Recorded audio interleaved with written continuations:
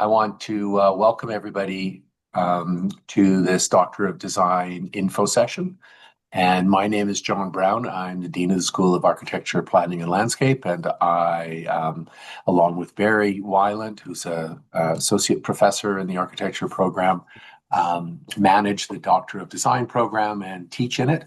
And you probably connected with Jen Taylor by email, but Jen is the person that makes all of this work from behind the scenes. And we're also really happy that we have Susan Carter, who is principal in Dialogue, a Canadian architectural firm, who is in the third year of her Doctor of Design project and is going to be talking about that, her experience with everything. So I'm going to share my screen and do about a 20-minute presentation, and then I'm going to pass it over to Susan, and then we'll have some time for questions. So let me just share here.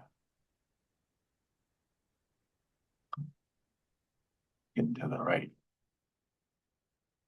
Okay. All right. Can everybody see my screen? Are we good? All right. Great. Thanks very much. All right. Well, first of all, I want to start by with a traditional acknowledgement for those of you that are not in Canada and may not be aware of Canada's move towards truth and reconciliation with our First Peoples. It's customary to acknowledge at the beginning of every meeting that we are privileged to live, work, and play on the traditional lands of the people who have stewarded this world for millennia. In Alberta, in southern Alberta, in Calgary, that is the people of the Treaty 7, which includes the Blackfoot Confederacy, comprised of the Siksika, the Piikani, and the Kainai First Nations, the Tsuut'ina First Nation, and the Stoney Nakoda, including Chiniki, Bears Paw, and Goodstoney First Nations. City of Calgary is also home to the Métis Nation within Alberta, which includes Nose Hill Métis District 5 and Elbow Métis District 6. And for those of you that are in Canada and feel so inclined, please share your land acknowledgements in the chat. So we're here because or you're here, I think, because you're interested in doing something new with your career. And that really is, we try to kind of boil it down to, are you a venturous practitioner? Are you interested in doing something differently to increase your impact, increase your sense of satisfaction, and get back to the reasons why you went into design in the first place? And so we created the doctoral degree specifically for practicing design professionals who want to do that, who want to elevate their professional career to a new level. And what we offer is mentorship, structure, and collegiality. We're not offering education. We're not teaching you a particular expertise. That's yours. You're coming as a mid-career to late career design professional. You already know what you need to know. What we're here is to help you with the how to think about how to develop something that will increase your impact in a different kind of way. And so the Doctor of Design is particular. I think we are proud of the fact that we are relevant, we're applied, and we're impactful. A lot of doctoral programs, sort of traditional PhD, you do an awful lot of work and you contribute a piece of new knowledge, and then that new knowledge tends to sit on the shelf and doesn't really get applied all that often. And as design professionals, we want to do something new. And really that comes down to innovation.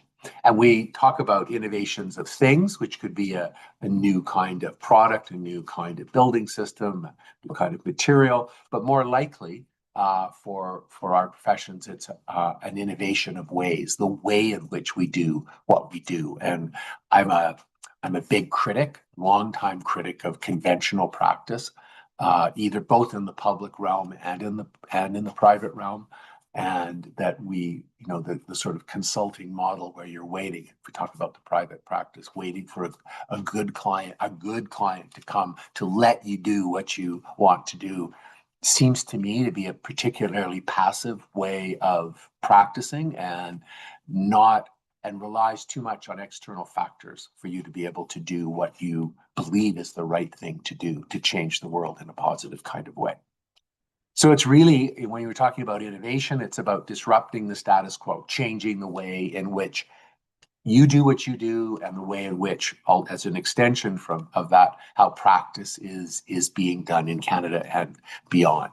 And that really comes down then to entrepreneurial thinking. And so, people tend to think of entrepreneurial thinking as, well, I'm going to make an app and I'm going to be in a garage somewhere in Southern California and, and do that, and then sell it and go public and blah, blah, blah.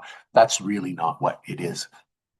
At all. It works within social enterprises and not-for-profits, the public realm and the private realm. And really what it is about disrupting the status quo. And I would argue that at its core, design is about disrupting the status quo. We envision what the future is going to be as either policymakers within the landscape world and within architecture and in other fields of design. What we're really doing is changing the way the world is and trying to make it better. So it's not that different. I do want to talk a little bit, and actually more than a little bit, about the structure of the Doctor of Design and how it is different from a PhD. Both PhDs and DDes and doctoral programs are very, very important, but they have different intents, different outcomes, and contribute in different kinds of ways. So how are they the same? Well, both of them generate new knowledge. That's critical. You're generating new knowledge in the field. You're not learning new knowledge, you're generating new knowledge. So you're creating something that wasn't there before. A PhD, whether it's in the hard sciences or the social sciences, tends to be a scientific-based inquiry. And by that, I mean it's something where you're looking at something, studying it, trying to draw a conclusion from it, and then apply it. That's very different from the way we as professionals tend to work, although there might be some components of a scientific-based inquiry, that we're doing an experiment or some sort of survey or whatever. But really, the core of our disciplines is design-based inquiry, which is really then about looking forward and thinking, well, what if the world was different than it was? And we've developed a doctoral program that's still grounded in a very rigorous research methodology that I'll talk about in a few minutes, but that is really about looking forward and creating something new rather than looking back at something that exists. Where the PhD typically, historically, is academically focused. One goes through an undergrad, a master's degree, a PhD, and then a postdoc, and then one applies for a teaching position. The DDes is practice focused. It's really meant for to elevate your practice and give you something on day one after you graduate, and even sometimes before you graduate, something that you can use to increase your impact, increase your relevance, redefine your practice in new ways. That doesn't mean that you can't, that people with doctors of science don't go on to academic careers. Some of them have made a shift. Some of our graduates have made shifts into academia, but you're not being trained to be an academic. You're honing your practice skills within the Doctor of Design. We also use a work-integrated research methodology. So in a PhD, it's pretty much full-time. You give up your life and you go off and spend 5 to 7 years doing this work. We expect you to stay embedded in your practice, stay embedded in your work, because your work is your DDes, because it's not like you're going to learn something else like photography or a foreign language. What you're doing is you're working within your practice. And so it is a work-integrated research methodology.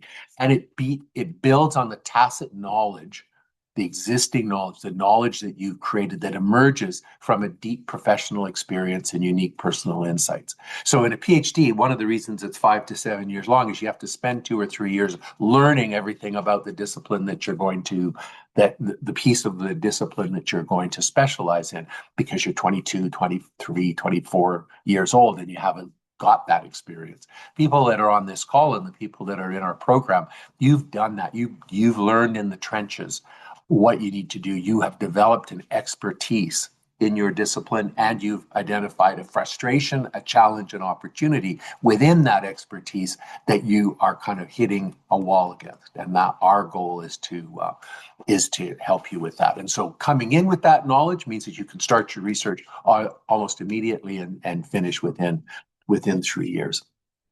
So the DDes elevates your practice more quickly. So if you think about a regular PhD, you're going along, you take a work stop out to pursue full-time research, and then even if you bring it back into practice, it's something that, it takes a while before you come back. Because the DDes is work integrated, you're learning and researching all at the same time, and as many people have discovered, you're actually able to start applying some of those lessons and some of the impact from your DDes research into your practice right away. So you're elevating things more quickly and to a higher level overall. So how does all of this work? And this is the core of the process, because really, you could do most of what it is, I would say just about everything. No, everything every project that has come across our door as a DDes project with attached to a distinguished practitioner could be done in practice, right? They're all there. The challenge is that you don't have the time, you don't have the kind of mentorship, and there isn't a process by which you can sort of step outside of your regular practice, which is really, for most people, say in private practice, it's about getting the work, doing the work, not getting sued, turning a profit, dealing with all the administration and all of that stuff. Who has time to think about the big things, right? We give you that space. We intentionally create that space, and you pay for that. And so it's something that's valuable, which means that you're going to then pay attention to it. And I think that's, I look back, I went through a similar program 10 years ago, liked it so much we started the DDes, but that creating that space, I think is really critical to be able to have that time. And for someone in the middle of their career, at the height of your impact, to be able to take that time and really reflect on what have I done? What do I need to do, and how do I do it is really critical. So we break it down into these sort of 4 steps, and it's based on the UK Double Diamond Design Council Double Diamond idea of starting out in a discovery phase and then a define phase, which comes to some sort of interim conclusion, and then a development phase where it expands out again, and then comes into delivery. It's pretty much how most of us would consider a practice-based, or the way we would probably do our practices.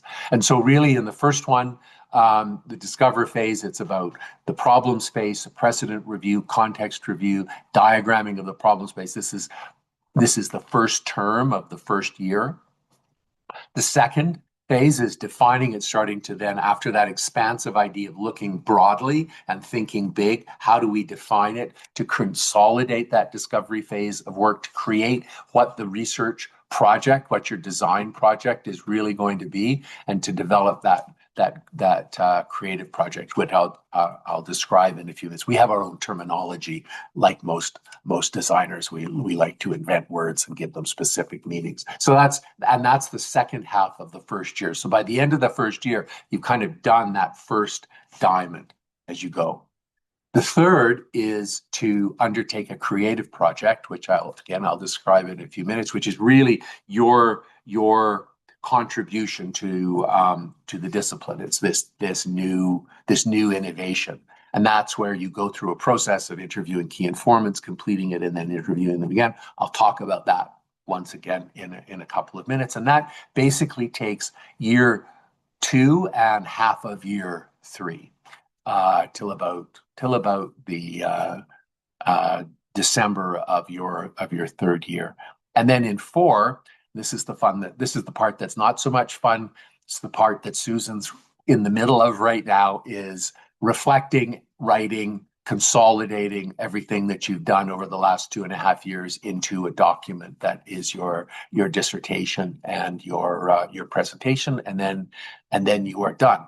So that's the sort of overall scheme. We've articulated it into, we sort of just stretched that out a little bit. And because the diamonds aren't equal, and you can see how it relates to year one, year two, and year three. Those dots that you see in the middle are symposia. So twice a year, once in December and once in June, we convene everybody in the program along with all of our supervisors and external reviewers and guests, and we all review everybody's work in a kind of crit session. So for those of you that have, well, I think just about everybody would have gone through a design school education. The idea of the iterative reviews through through a design crit.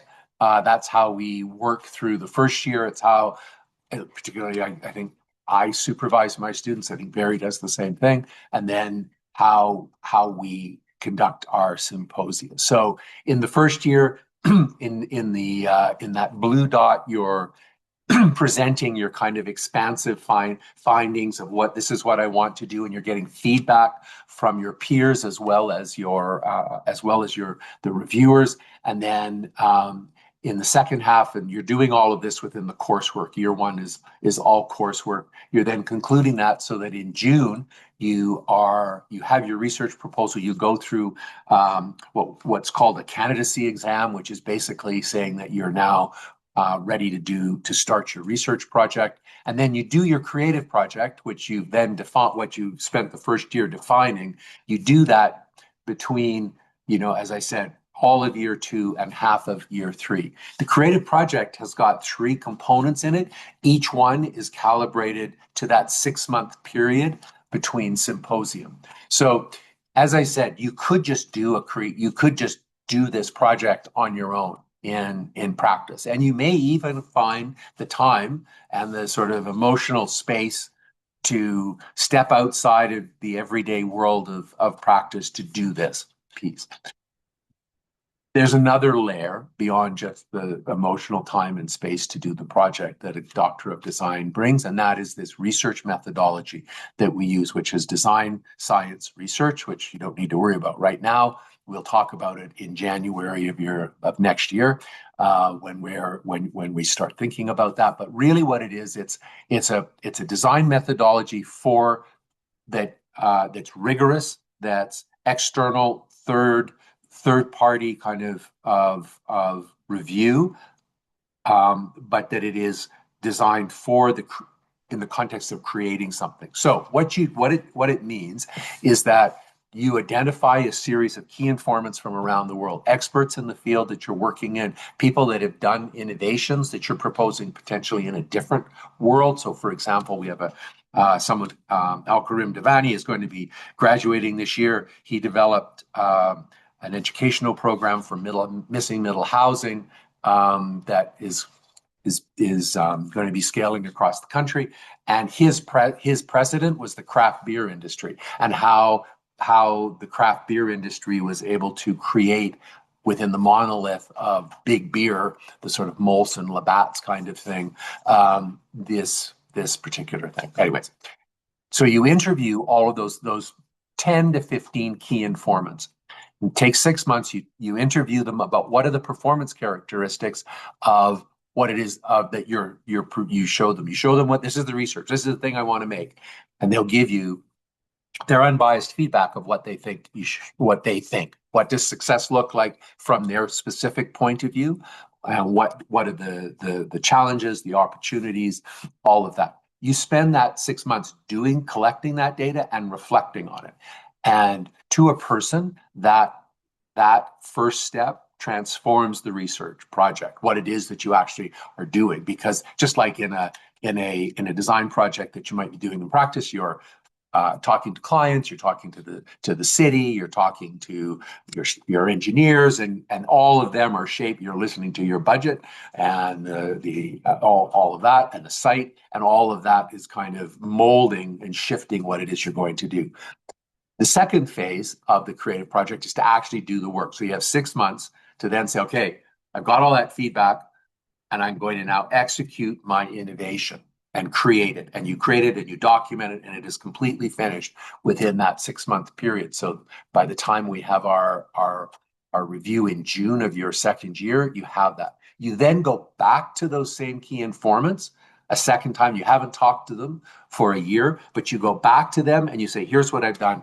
What do you think? And they evaluate it. So the first stage of the key informants is to define the project, help you define the project. The second is they're giving you their unvarnished evaluation of it. This is what worked. This is what didn't work. This it could be better. So you're getting this incredibly rich feedback from the best people in your field.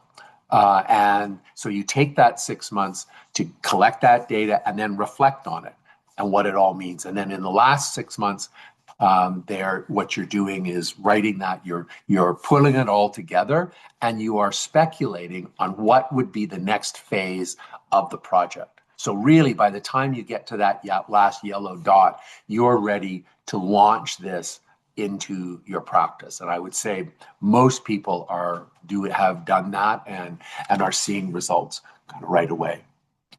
So I won't go into this too much. What I'm going to do is talk a little bit about a few people that have gone through the program, and then I'm going to pass it off to Susan. So Daryl Condon graduated last year. He's a managing partner of HCMA Architects in Vancouver, and he was interested in decommoditizing architecture.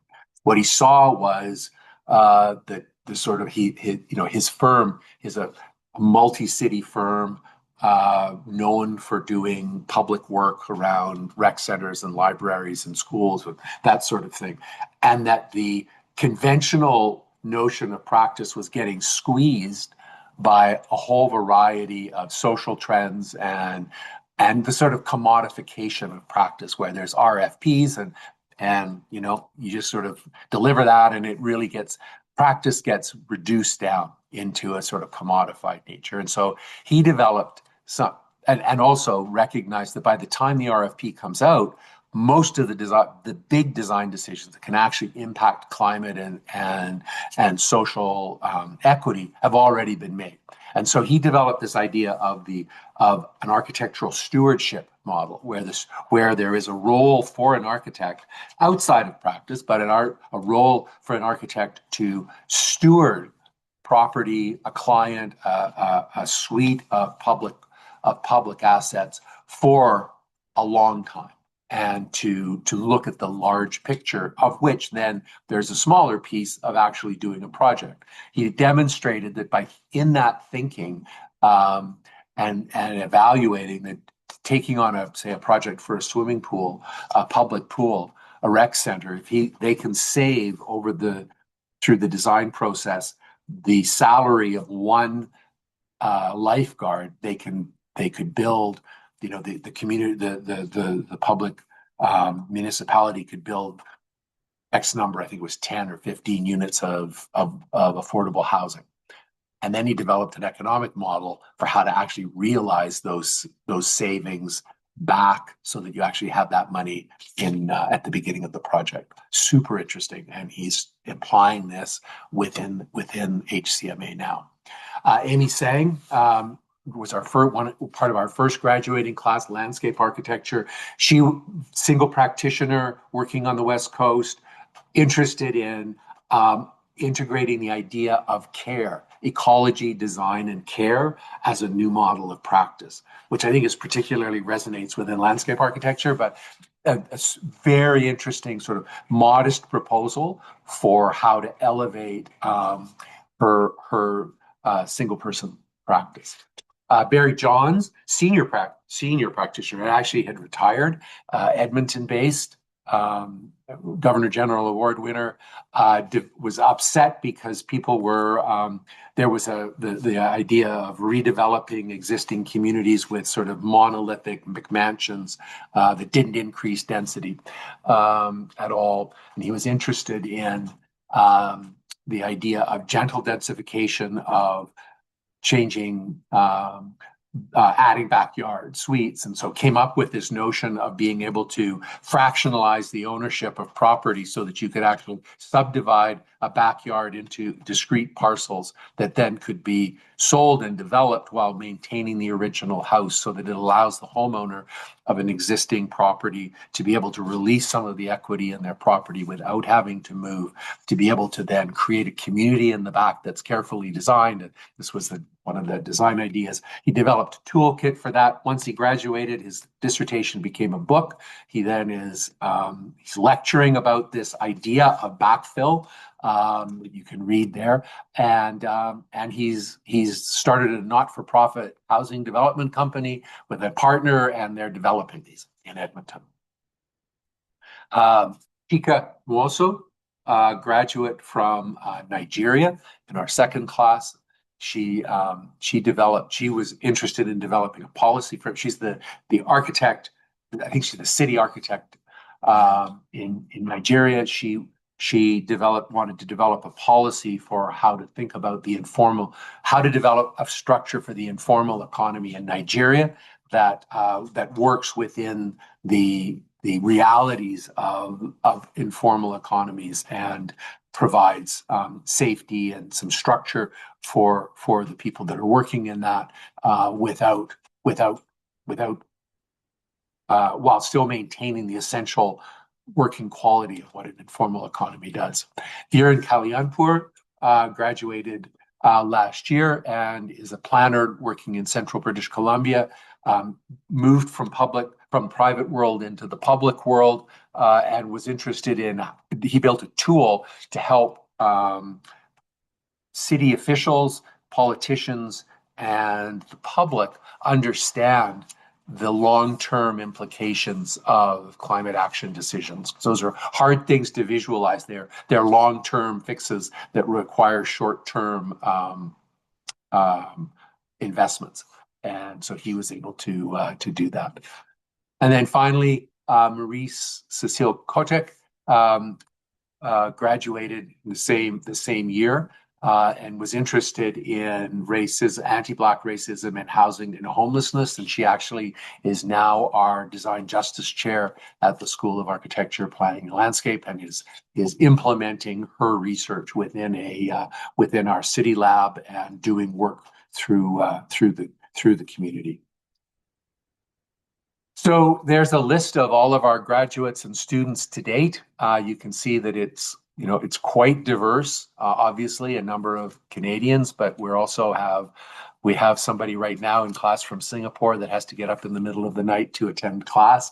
And we've had graduates from Africa and the US and the UAE, and across Canada, across a number of disciplines. And I'll conclude with a little bit about the sort of the nuts and bolts. You can talk to Jen if you have any questions.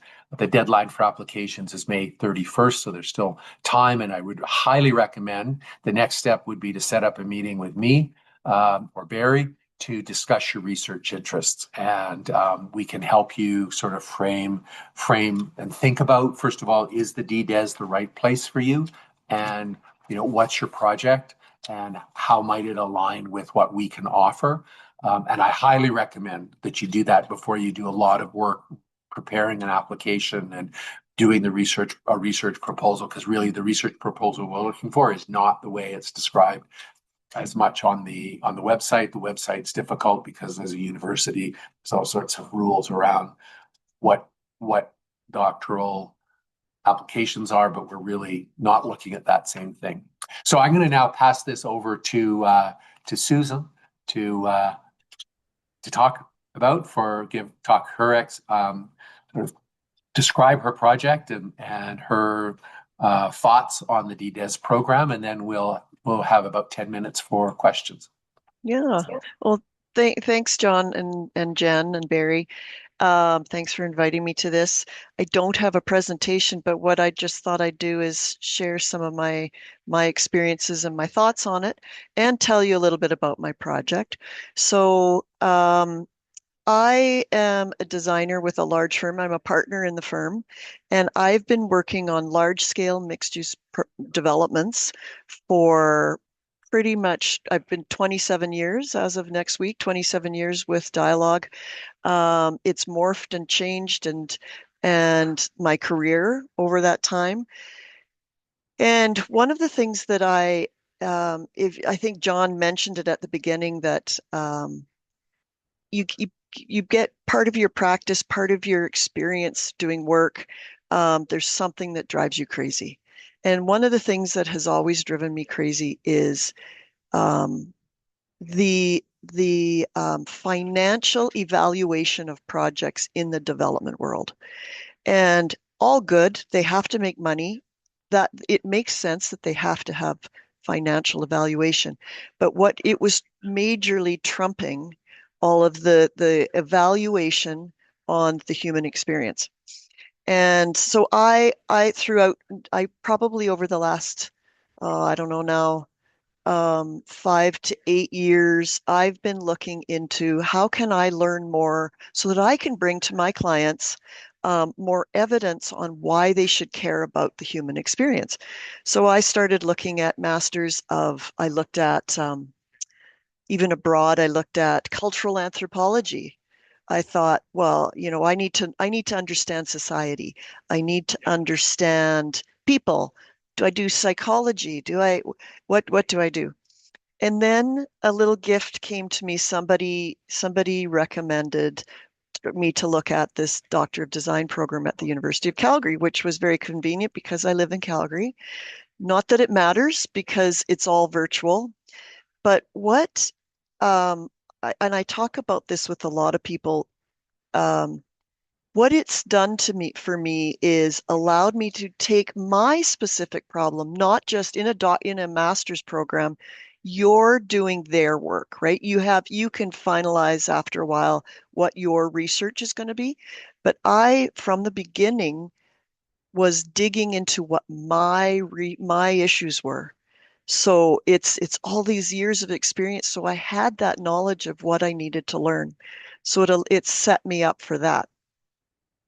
So back to the my project, so large scale mixed use developments and the human experience. I wanted to know more about um, neuroscience. I don't want to be a neuroscientist. That's not what I was doing, but I wanted to understand more about the human experience and how human decision making affects development, affects value of place. It affects how people decide they want to spend their money, which then affects the developers, right? And so I'm linking human experience with economic gain in a development world. So my project, I have created what I call the experience economy design methodology. So it's a methodology. It's the idea is to guide developers, designers, architects, municipalities in creating developments that people fall in love with. And I use that word specifically because when we fall in love with something, we've had an emotional reaction. We want more of it. We want to be there. We want to have that. We want to, right? We decide that we want to be in a place. So understanding how the brain and our emotions respond to the built environment was critical, and it has totally changed my world. Um, so that's my project. I'll just talk about my experience a bit more. This has been the best decision I have ever made in my life, potentially. And I say that to everybody. It's not just on this call. Um, it has created a structure that's helped me think through things that I wanted to think through, but I didn't have the time to do it. And it's also Barry and John challenging, repeatedly challenging me to rethink it, broaden it. Um, And you don't have people doing that all the time, right? You've got deadlines, you've got fees that you have to manage in a firm. We've got people we have to manage, clients.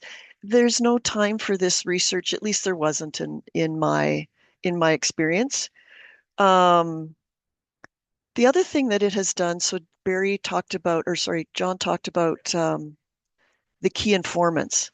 The key informants have completely opened up my world. So in a couple different ways. First of all, When you call somebody and say you're doing a doctorate, people actually answer the phone. If, as a partner in a firm, I call certain people in the development world and I'm not doing a doctorate, they think I'm selling something. And there's a big difference from wanting to pick up a call from a partner in a firm to be sold something and say, "Oh, look how great we are. We want to do your next project."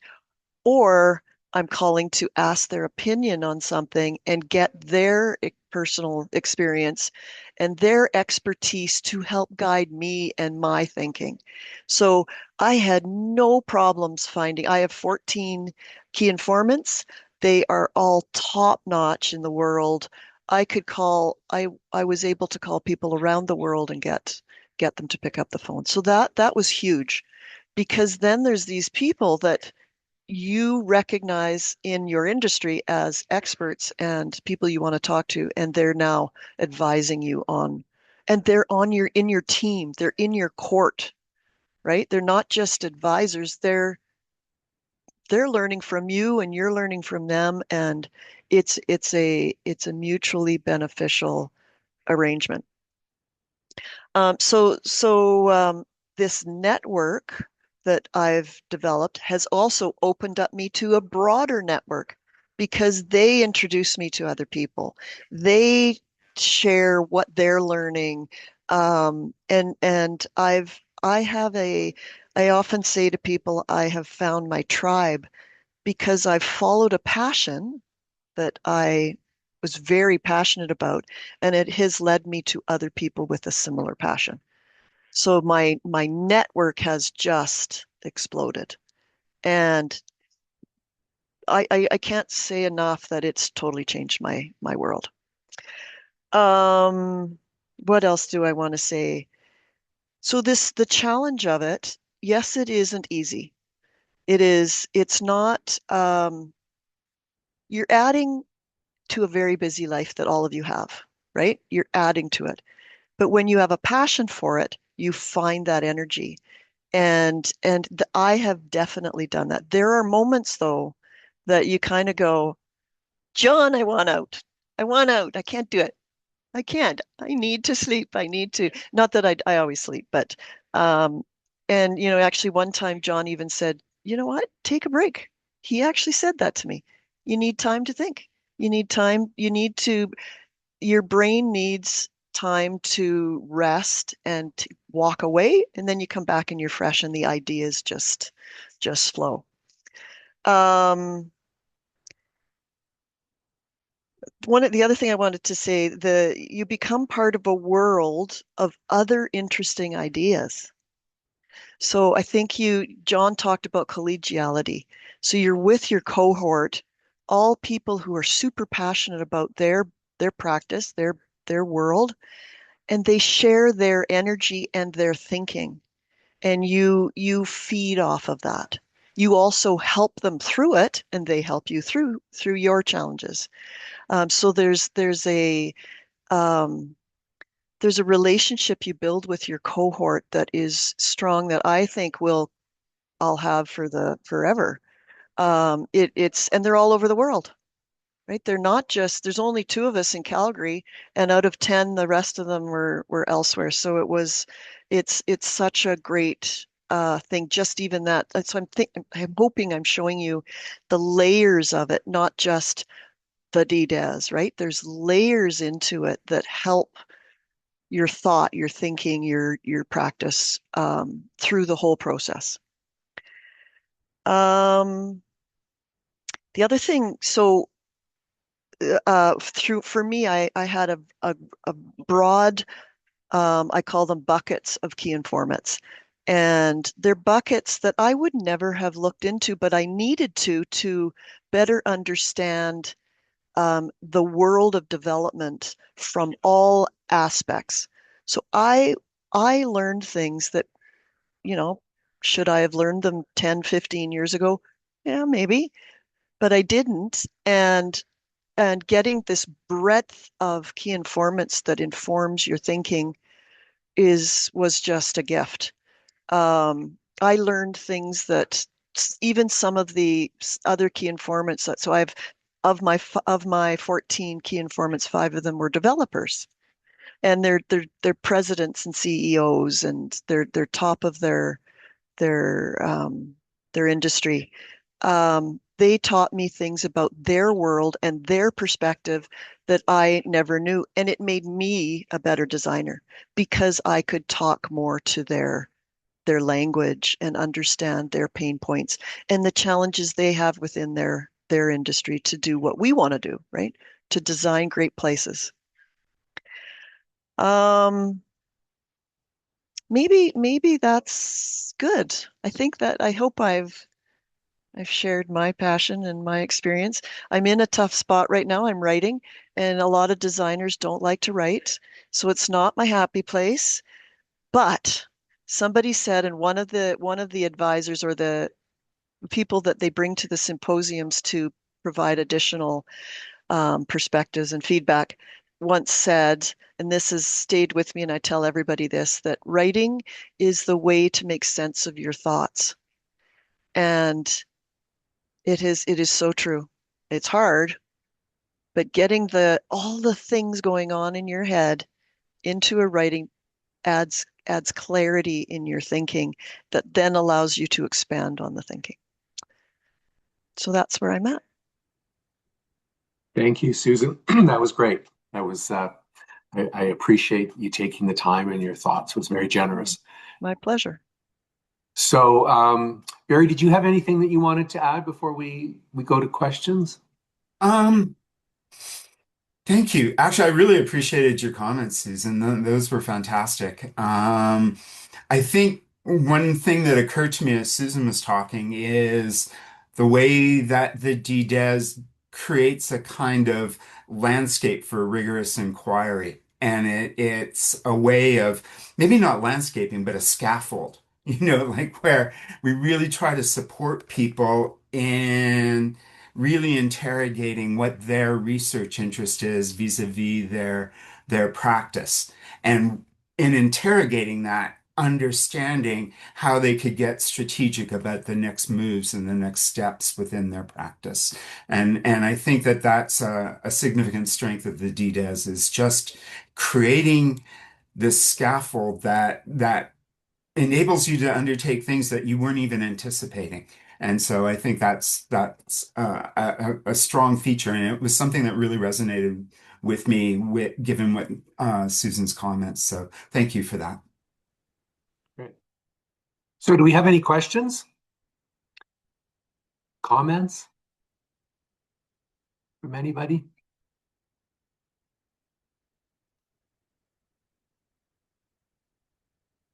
Everybody intimidated? Excited? I know I've talked to some of you, and helped workshop some of your ideas. They're all exciting. Any questions? Any questions about the logistics? Yeah, yeah. There's no difference between domestic and international students. I can talk a little bit about the structure. So, on in the first year, you take a we meet every week, from 11:30 to 1:30 for 2 hours class, and that's 11:30 to 1:30 Mountain Time, and, and we usually have between 8 and 12 students and 2 to 3 instructors. I'm one. Barry participates, and then we have an external sessional instructor, Greg Hart. And so we meet every week, and every week we say, okay, identify what the challenges are, and then you bring them back, and we all talk about them as a group, and we give feedback. Everybody participates, and then you go back and you do a little bit more. It's a very structured approach, and we're mindful that everybody is a professional. You've got big lives, personal and professional, in addition to this. And so over the years, we've really refined a kind of process every day, every week of the process in the first year, and then every sort of the process every 6 months, as I described. So we expect everybody to attend that, and you bring 2 or 3 slides to the presentation and talk about your idea and what it is, how it's forming. We encourage the class to meet in a small group once in between our classes. So usually on the weekend, the students will meet in a group of two, 2 to 3 groups of 3 to 4 people, and sort of workshop and try and brainstorm what it is, get feedback from each other. It's very collegial in that sense, where everybody that's in the program, the students, the faculty, and the externals that we have are all senior people, and so we can all comment not on the specifics of a particular piece. I don't know about neuroscience, and I don't know the world of that Susan is in, but I can talk about what she's doing from my context, and the sort of logic of the process, of the way she is proceeding through that. And so that's where you get that kind of feedback from your peers and the camaraderie of that. And then, of course, we all meet every 6 months, once online and once in person. And of course, if you're not able to meet in person, that's fine. There's a hybrid option. But when I think the most special part of the program are the June symposia, where everybody comes and we have dinner together, and you can sit and talk to your peers and to others about your project over breakfast and lunch, and we have a keynote speaker, and it just really brings the community together. And what we found is that after graduation, well, first of all, we invite our graduates to come back, because everybody, most people want to continue in this exhilarating idea of generating impactful design in all sorts of areas, not just our own. And so you get involved if you're interested in the future, but you also stay in touch with your colleagues. Any questions? There was one in the chat, John, about next steps, and Jen has been responding to that. Okay. So, if other folks have similar questions, please follow along within the chat. Yeah. Yeah, I can't overestimate how important it is to set up a meeting and have a chat. It's really, I meet with just about every applicant, and it's really important, because first of all, my goal is to make sure there's a fit. I don't want you wasting your time, and I don't want you to waste your money. I just want to make sure that that what you're looking to do is a DDes, not a PhD, and that and help you shape what that sort of first idea might be, and to sort of workshop in an iterative way the research proposal that you're putting together for your application. So please, come and see me. You can work through Jen to get an appointment. And I would strongly reinforce that thought, because those conversations, I think, are helpful for people to envision what their DDes could look like. And to make sure that it's something, first of all, is it worth making the application? Yeah. And then also, is it something that I'd want to do? Yeah. Okay. Any last thoughts? If not, then I think we can draw it to a close. Thank you for your time and your interest in the Doctor of Design. We're very enthusiastic about this program. It's really unique, and we are committed to making a difference in the world of design, and really empowering us as designers to be able to do more. I think I've been teaching for 40 years, and I've seen generations of our students that go off as bright-eyed, bushy-tailed graduates, and then I see them in conferences years later, and it's like, oh God, life is hard, and I'm frustrated, and I'm not doing what I thought I was going to do. I don't like that. this program is a way of recapturing your passion. And now that you're a senior or mid-career professional, you've actually got the capacity to act on it where you didn't have it when you were just coming out of a graduate program. So think about all of this. I'm happy to talk to you all. And thank you, Susan, for your time today. I really appreciate it. My And pleasure. looking forward to talking about your draft on Friday. Okay. All right. Take Yay. care, everybody. Thanks. Have a good rest of the day. Bye-bye. Bye-bye. Take care, all.